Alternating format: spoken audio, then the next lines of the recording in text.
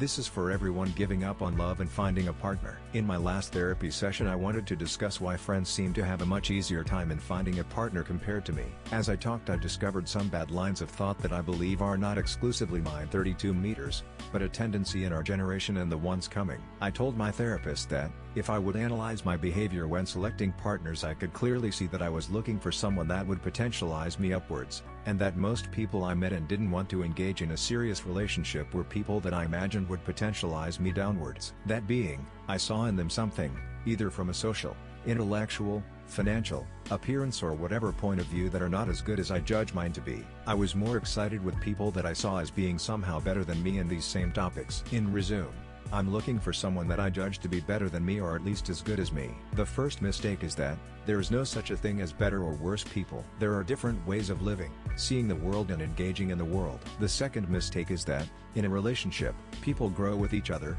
learn new things, and if for example I meet a girl that has some kind of behavior that is just not what I've imagined for my fantasy wife, it doesn't mean that, if I settle with her, I'm signing for a lifetime of this so-called bad behavior. She could learn from my way of seeing things and I could learn from her way of seeing things. It could be a lesson I never even imagined I needed to learn. In other words, when finding a partner, we'll never find someone perfect for us. We have to build it, not the person, the relationship. The third mistake is that, I'm probably trying to find someone better because I think I'm not good enough, even though I am. I don't need someone to potentialize me, I need someone to just be with me. The fourth mistake is that people are not commodities. The only thing we should want from a partner is presence. I was blown away by the words that came out through my own mouth. There are so many criteria, so many worries about details of behavior, beliefs and even appearance, that make it literally impossible for anyone on planet Earth to be a good match. Now I realize that I was being avoidant the whole time, that I'm afraid of deciding who to build something with. I believe many of us are like that. Most of us don't even realize. I'm in therapy for 10 years,